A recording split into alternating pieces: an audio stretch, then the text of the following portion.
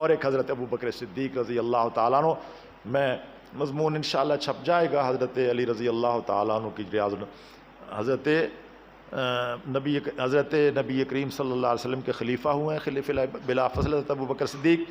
جب ان کی وفات کا وقت قریب آیا، بلایا حضرت عثمان کو کہ لکھو۔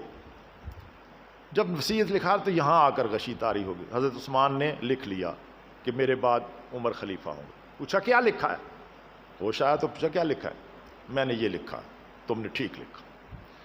حضرت ابو بکر صدیق رضی اللہ تعالیٰ نے، آپ سیرت پڑھیں اور بیان کریں، اس کو پوری جرت کے ساتھ بیان کریں، میں اس کے ایک ایک لفظ کا ذمہ دار ہوں۔ حضرت ابو بکر صدیق نے بالکونی میں کھڑے ہو کر اپنے گھر کے بلایا لوگوں کو کہ میں اس دنیا سے جانے والا ہوں، لگتا یہ ہے بیماری میری اب ٹھیک ہونے والی نہیں، میں اپنے بعد ایک فیصلہ کرنے لگا ہوں، بتاؤ جو فیصلہ میں کروں وہ تمہیں قبول ہوگا کہ میں اپنے بعد کسی کو خلیفہ بناؤں؟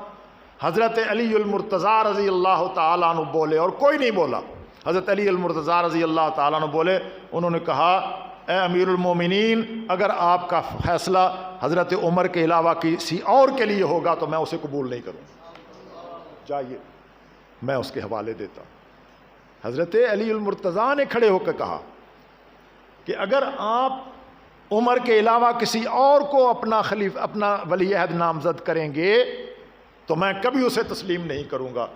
حضرت ابو بکر صدیق نے کہا کہ ہاں میں نے عمر کو اپنا ولی عہد بنایا ہے، تو حضرت علی نے کہا کہ ہمیں یہ تسلیم